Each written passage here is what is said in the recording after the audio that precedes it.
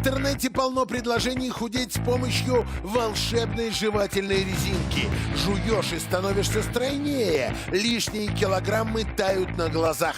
Продавцы используют беспроигрышный прием. Обещают чудо. Не нужно менять рацион, заниматься спортом. Жвачка все сделает за вас. Здесь существует некое волшебство, и все люди фактически верят в это волшебство, потому что все внутри самих себя маленькие дети на самом деле. Анорексия. Вылечить это тяжелое заболевание очень сложно.